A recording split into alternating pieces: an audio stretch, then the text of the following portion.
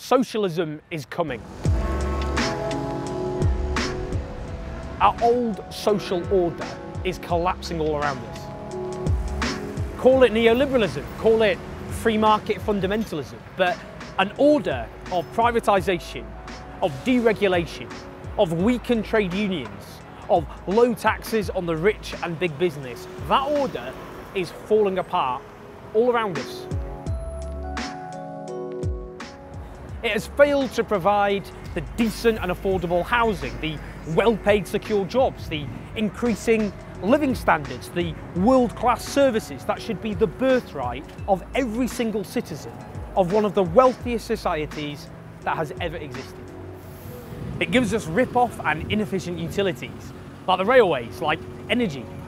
It builds a society where young people, as things stand, are set to be worse off than their own parents. A dogma that put profit ahead of a wider social good gave us the financial crash and all that followed since.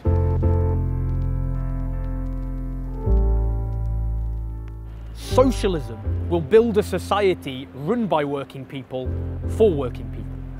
It will put needs and aspirations ahead of profit for the vested interests. It will extend democracy to every sphere of life, from the economy to the workplace.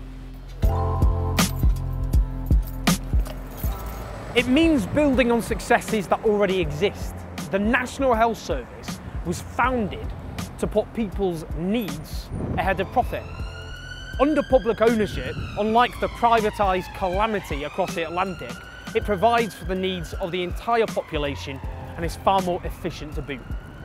In other European countries, utilities such as rail, water and energy are publicly run. That doesn't have to mean centrally by the state. In Germany, local communities run their energy supply as part of a renewable energy revolution that's helping to fight climate change whilst transforming the economy too.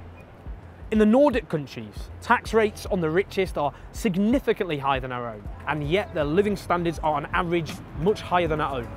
In Germany, publicly owned investment banks have helped to rebalance the economy, ensuring that communities outside the capital aren't abandoned, like so many of our own which have been left to decay without any skilled jobs to support them.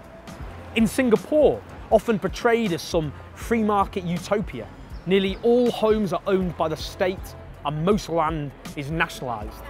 Across Europe, young people aren't saddled with debt for daring to aspire to a university education. Imagine we took these successful elements and then built on them and took them even further. It means higher rates of tax on the booming profits of big corporations and the unprecedented wealth of the super rich to transform our economy. It means extending public ownership to other sectors of the economy under the democratic control of workers, consumers and service users. It means a state-led industrial policy and planning in the economy to develop the country where the market has failed. It means a mass public housing programme to provide decent homes, create jobs and slash the billions we spend subsidising private landlords with housing benefit. A recent poll found that 43% of Britons thought a genuinely socialist government would make Britain a better place to live, with only 36% saying it would make it worse. Our collapsing social order isn't just unjust, it isn't just unfair, it's irrational, it's unsustainable. And it's time to be bold. And that means building a genuinely socialist society, running the interests of the real majority, not those at the top.